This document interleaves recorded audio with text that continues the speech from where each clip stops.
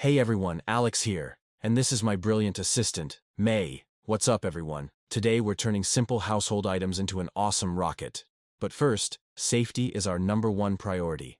We'll be working with pressurized air, so always have adult supervision and wear safety glasses. Ready, May?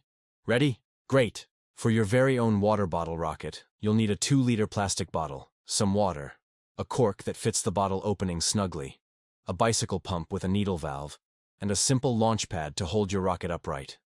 You can even make one out of cardboard. First, let's fuel our rocket. We're going to fill the bottle about 1/3 of the way with water. Not too much, not too little. This is our rocket's reaction mass.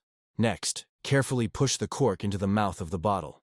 Make sure it's a tight fit so no air can escape. Then, poke the pump's needle valve all the way through the center of the cork. Now for the exciting part.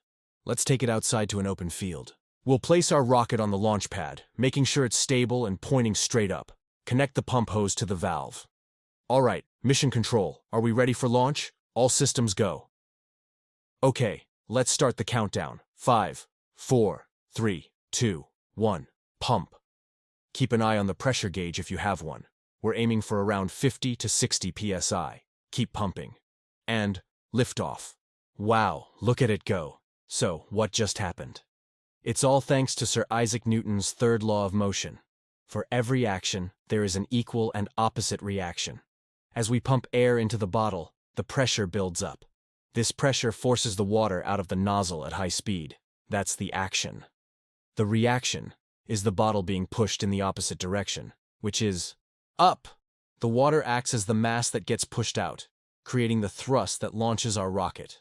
For you aspiring rocket scientists, here are a few pro tips.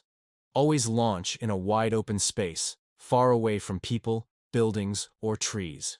And remember those safety glasses. For better stability and higher flights, you can add fins to your bottle. You can even experiment with different amounts of water and air pressure. Try measuring the launch height each time and graphing your results to find the perfect combination.